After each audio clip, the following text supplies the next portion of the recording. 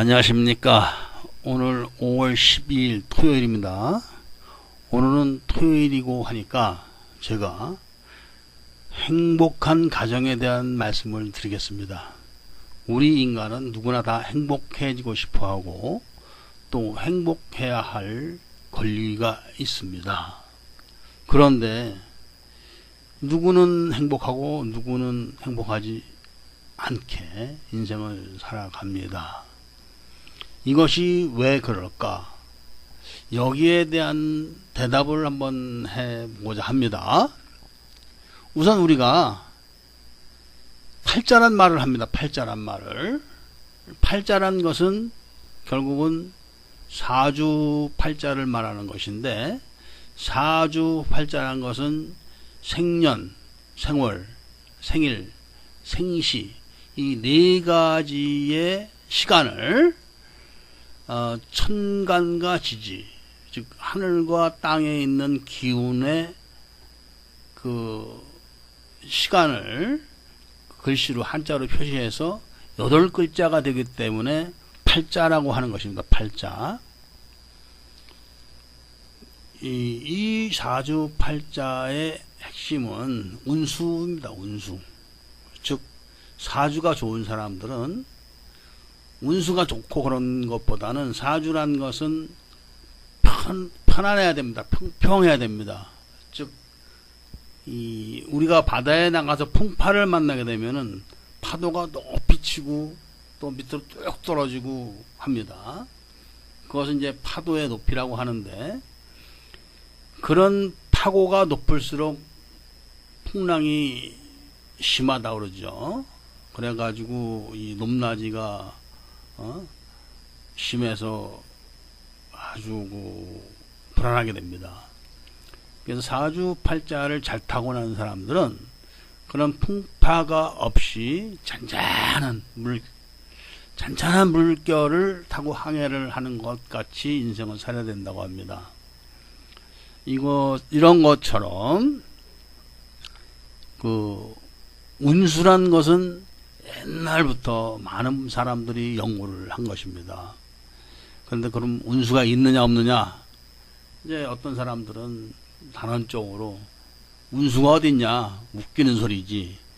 이렇게 막 극단적으로 이야기를 합니다. 그렇다고 그 사람이 무슨 철학을 연구한 것도 아니고 과학자도 아니고 그냥 입에서 나오는 대로 뱉는 말이지만, 운수란 것이 있는지 없는지는 간단하게 증명을 할 수가 있습니다. 간단하게.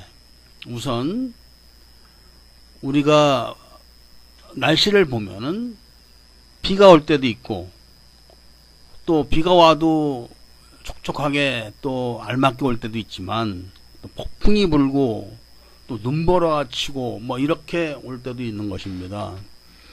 이런 것을 운수하고 비유할 수가 있는데, 가령 비가 옵니다. 비가 오면 사람들은 집으로 가지만 물고기들은 힘차게 바깥으로 나와서 이제 놉니다. 그리고 하늘이 맑을 때는 새들이 높이 날아갑니다. 기분 좋게 날죠. 또 햇볕이 뜨거워지면은 벼가 잘 익고 과일이 잘 익습니다. 이런 것이 바로 운수라는 것하고 똑같은 것입니다. 비가 오면은 어떤 사람은 손해봅니다. 그러나 어떤 사람은 비가 와야 돈을 법니다. 어떤 사람은 날씨가 뜨거워지면 돈을 못 법니다. 근데 어떤 사람은 날씨가 뜨거워져야 돈을 법니다.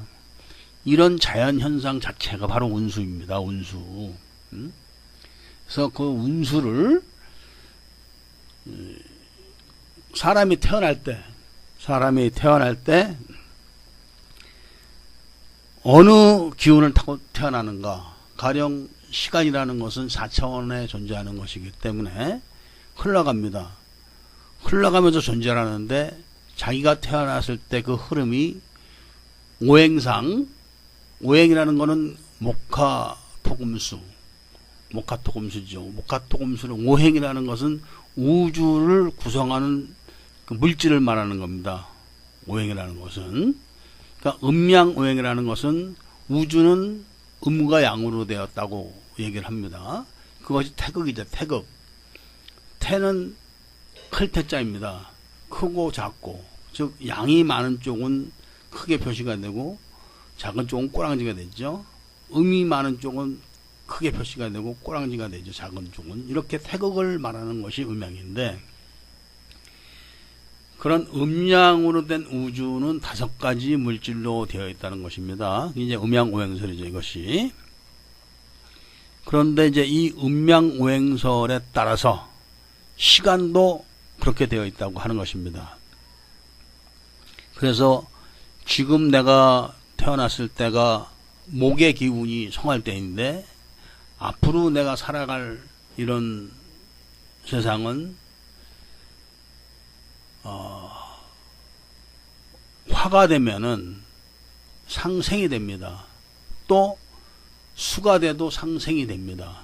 그러나 금이나 토가 오면은 상극이 됩니다.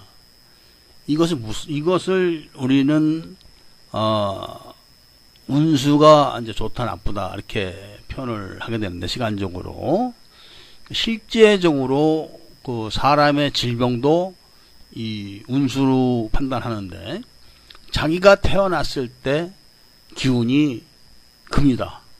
근데 자기가 수태가 됐을 때, 어머니의 몸에 자기가 인간의 존재로 수태가 됐을 때 기운이 토다.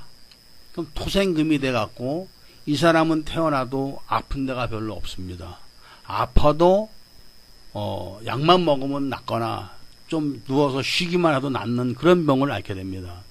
그런데 이 사람이 태어나는 시기가 금이다. 그런데 어머니가 나를 수태했을 때 기운이 화다. 그럼 화극금이 돼가지고 아주 험하게 이제 인생을 살게 되겠죠. 그리고 병이 생겨도 암이라든지 불치의 병이 걸리는 겁니다. 이런 식으로 그 사주를 놓고 이제 태어난 시간을 놓고 판단을 하는 것이 이제 운수라는 것인데, 왜 이 말을 제가 말씀을 드리냐 하면은 상식적인 얘기를 하기 위해서 그런 것입니다. 우리가 인간이 통상적으로 운수라고 얘기하면은 다 사주팔자를 얘기하고 뭐 그렇기 때문에 이제 이런 말씀을 드리는 것이죠. 그런데 이제 이런 운수가 있다고 하는 것은 명백한데, 그러면 이 운수가 있음에도 불구하고 전자에서 제가 말씀드렸듯이 야 그런 게 어딨냐 웃기는 소리 하고 있네 하면서 마구제비로 행동을 하는 사람도 있습니다. 그런 분들은 이제 파란만장하게 살게 됩니다. 생각이 없죠. 행동을 먼저 합니다. 그럼 부딪히게 됩니다. 그런 것을 사주에서는 충파해라고 합니다. 부딪히는 거죠. 부딪히는 거. 부딪히면은 당연히 깨지게 됩니다. 파손되는 것이죠. 파손이 되면은 손해를 봅니다. 내가 어디 부딪혀도 갈비뼈 부러지면 당연히 손해보죠. 충파해라는 것을 겪기 때문에 파란만장하게 살게 되는 것입니다. 그러나 지혜가 있는 사람들은 그런 운수를 알고 자연 변화를 알기 때문에 비가 오면 안 나오고 집에 있습니다. 비를 안 맞으니까 당연히 감기 안 걸리겠죠. 날이 뜨거워지면은 논밭에 나가서 열심히 농사를 집니다. 그래서 많은 곡식을 걷어들여서 부자가 됩니다. 그러다가 하늘을 보고 기러기가 날아가면 겨울 준비를 합니다. 이런 것이 지혜가 있는 사람들의 그 생활입니다. 이렇듯이 운수소관을 알고 사는 사람과 모르고 사는 사람들의 차이는 극명하게 드러나는 것입니다. 정말로. 가령 이런 운수소관이 나쁘고 아무리 지혜가 있다고 해도 운수소관이 나쁘게 되면은 하는 일마다 되는 게 없습니다. 그런 경우를 지혜가 있는 사람들은 어쩔 수가 없죠. 그렇기 때문에 그런 사람들은 납작 엎드려서 그 운수 나쁠 때 생존을 위해서 납작 엎드려 가지고 굳은 일도 마다하지 않고 합니다. 그건 생존 때문에 하는 것입니다. 훗날을 위해서. 그리고 책을 많이 읽거나 또 좋은 사람들을 만나서 귀담아 듣습니다. 훌륭한 업적이나 이런 행동에 대한 이런 얘기들을. 그리고 때가 오기를 기다립니다. 그런데 이제 지혜가 없는 사람들은 되는 게 없는데도 나가서 이제 회를 치죠. 쉽게 말하면 옛날 어른들 말로는 이제 회를 친다 그러죠. 그래가지고 사고를 일으키게 됩니다. 사고를.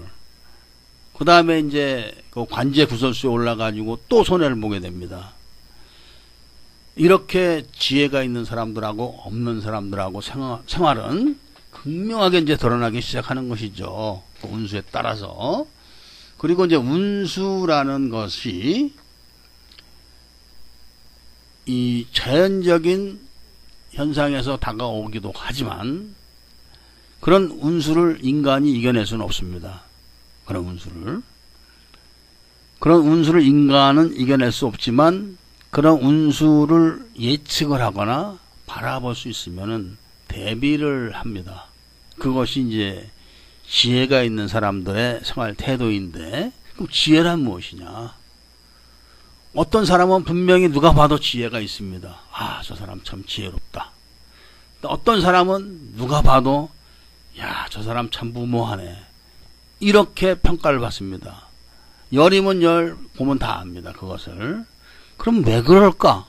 똑같은 이목구비를 갖고 있는데, 똑같은 팔다리를 갖고 있는데 왜 저 사람은 지혜롭고 저 사람은 지혜롭지 않을까? 두 사람이 똑같은 학교를 다니고 똑같은 공부를 했는데도 그렇습니다. 왜 그럴까?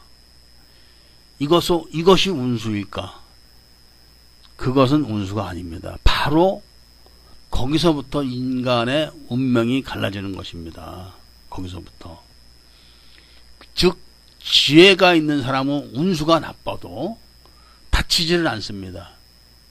우리가 아주 많이 조선실록이나 뭐 2조 500년 역사를 통해서 많이 들었던 그 한명회라는 사람. 한명회가 팔삭동이라고 그러죠. 8달 반 만에 태어난 그런 한명회가 지혜가 많아가지고 부관참시를 당하는 것까지 예측을 해가지고 자기가 죽었을 때 시신을 바꿔치기를 해가지고 부관참시는 다른 사람이 당한다고 합니다. 그 지혜라는 것은 이 꿈이 아니라 현실적으로 사람이 생각을 계속 해가지고 만들어내는 것이기 때문에 무슨 그림이나 무슨 허무맹랑한 이런 것이 아니라 현실적인 것입니다. 지혜라는 것은. 그런데 어떤 사람은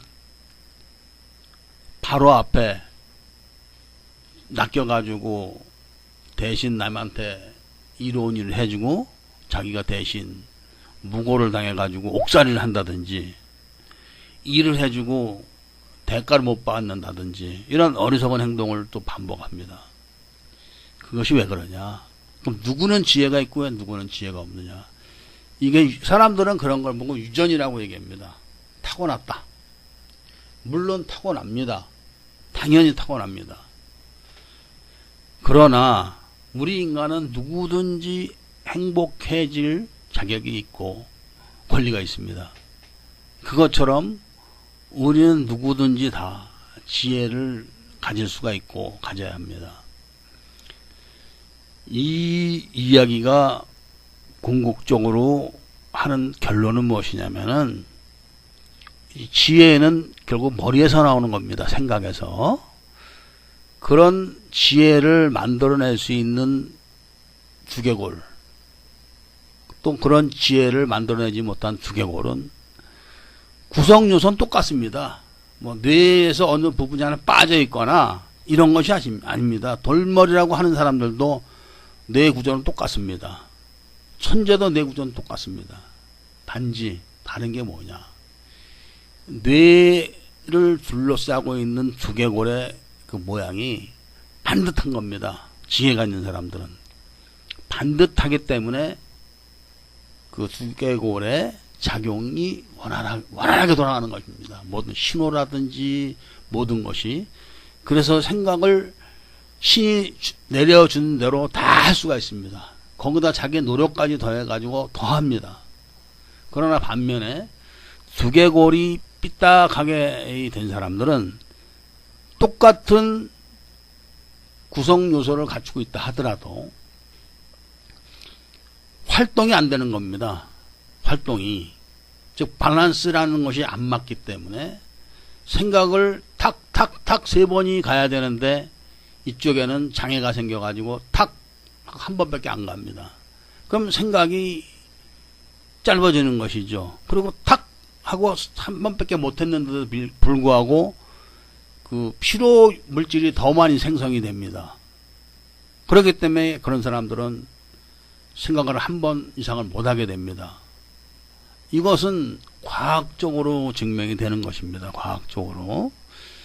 그런 경우는 하는 일마다 잘못하게 됩니다. 생각이 짧으니까 예측도 못하고 예측이란 단어조차도 모르는 경우가 있죠. 무대뽀로 막 해가지고. 그래서 우리는 후천적으로 노력을 해야 됩니다. 내가 지혜가 없다. 내가 좀 하는 일이 되는 일도 없지만 성격적으로 좀 문제가 있는 것 같다. 왜 나는 다른 사람하고 틀리게 일을 해주고도 욕을 먹을까? 이런 분들이 많습니다. 그런 분들은 바로 자신의 두개골이 정상이 아니기 때문에 그런 것입니다. 그래서 결론적으로 제가 말씀을 드리는 것은 우리들의 두개골을 똑바로 맞춰 나가야 된다는 것입니다. 두개골을 똑바로 맞춰 나간다는 것은 일단 내 머리통이 생김새가 어떻게 되어 있는지를 먼저 파악을 해야 됩니다. 그래서 두상팔상이라는 것이 있는데 머리 모양이 찌그러진 형태입니다. 찌그러진 형태. 즉 원형으로 놓고 사람 머리통을 앞으로 꽤 찌그러진 경우가 있습니다. 앞으로. 또 뒤로 넘어가 있는 형태가 있고 좌측으로 찌그러 있는 경우가 있고 우측으로 찌그러진 경우가 있습니다. 그리고 또 이 사각으로, 즉 정면으로 봤을 때 정좌나 정우가 아닌 이 45도 각도로 찌그러진 경우가 많은데 이 경우가 제일 많습니다. 이 경우가 예를 들면은 완전 정면으로 앞으로 넘어간 경우는 이 신체적으로 난장이나 거인 이런 형태가 많습니다. 또 뒤로 넘어간 사람들 중에서는 느려터진 사람들이 많죠. 굉장히. 그리고 이제 좌우측으로 틀어진 경우가 사람이 좀 아주 극단적으로 계산적이 된다든지 아니면 극단적으로 이 몽상가가 되죠. 몽상가. 그러나 대부분의 사람들은 이 사각으로 삐뚤어져 있기 때문에 이제 시작이죠. 그러니까 비틀어지기 시작하는 단계가 많습니다. 사람들은. 완전히 넘어간 경우는 드물죠. 그런 경우는 누가 봐도 이제 딱 표시가 나니까. 대부분의 정상적인 생활을 하고 있는 분들은 비틀어지기 시작하는 것도 우측으로 약간씩 뭐 앞뒤나 이런 식으로 그런 경우가 우리 인간들은 거의 대부분인데 그 정도에 따라서 이제 사람이 똑똑하고 똑똑하지 못하고로 평가가 되는 것입니다. 그래서 이 약간 정도 삐뚤어져 있는 경우는 참 알아채기가 힘듭니다. 왜 그러냐면은 이 두개골이 그렇게 약간씩 삐뚤어지는 경우는 이 사진으로 나오는 게 아닙니다. 엑스레이를 찍어서.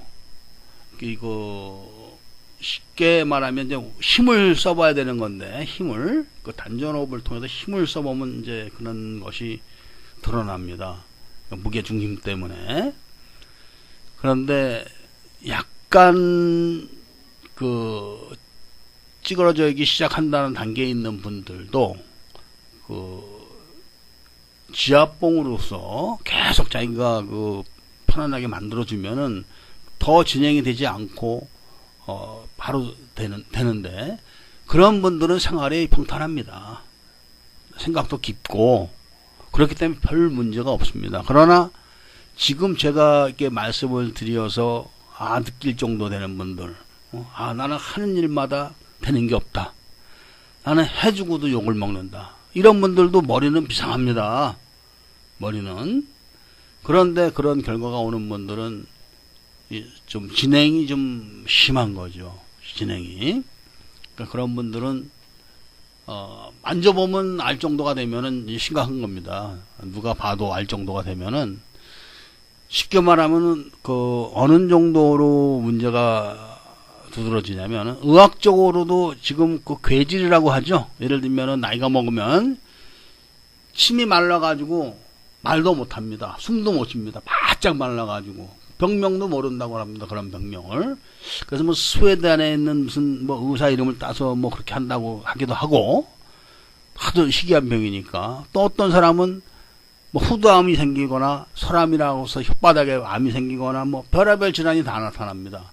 그런 것들이 바로 이제 두개골이 삐뚤어져 가지고 나오는 현상이죠. 그런 것들이. 그리고 이제 어깨가 틀리거나 뭐 이래 가지고 오는 그런 질환도 있고, 우리가 인간이 밝혀내지 못한 그런 질병도 엄청 많은데 그런 질병까지 걸리게 됩니다. 그런 질병까지. 그 정도 되면 뭐 심각한 겁니다, 이미. 그러나 우리가 행복해지고자 지금 말씀을 드리는 것이기 때문에, 내가 그런 증세가 있다 그러면은 또 내가 그렇게 운적으로도 되는 게 없다, 그런 분들은 두상팔상 중에서 하나의 형태를 갖고 있는 것입니다. 두상팔상 중에서. 그래서 그런 것만 먼저 인식만 해도 이제 불행의 단계가 이제 종식이 되는 거죠. 알았다는 것은 이미 이제 끝을 낼 수가 있다는 것이고, 또 시작을 할 수가 있는 것입니다.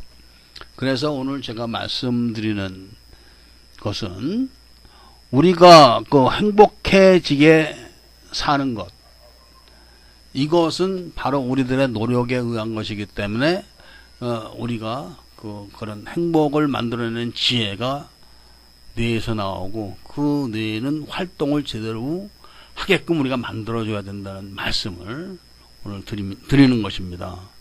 이게 황당무계한 소리가 아니라 가장 과학적이고 현실적인 이야기라는 것은 추후에 알게 됩니다. 보시면 압니다, 이것은. 그래서 오늘은 여기까지만 말씀을 드리고, 다시 다음 시간에 다른 단계에 대한 말씀을 드리겠습니다. 그래서 제가 오늘 말씀을 드리는 것은 정상적으로 잘 살고 있는 사람한테는 해당이 안 되겠어요. 당장은 안 될 것입니다. 그러나 당장 문제를 겪고 있는 사람들, 이런 분들과 또 괴질을 앓고 있는 분들, 이런 분들은 아주 딱 맞는 이야기입니다. 딱 맞는 이야기. 그래서 그런 분들이 계시면은 자신의 머리 모양이 두상팔상 중에서 어느 쪽에 속해 있는가를 먼저 판단해 보시길 바라면서 그만 줄이겠습니다. 감사합니다.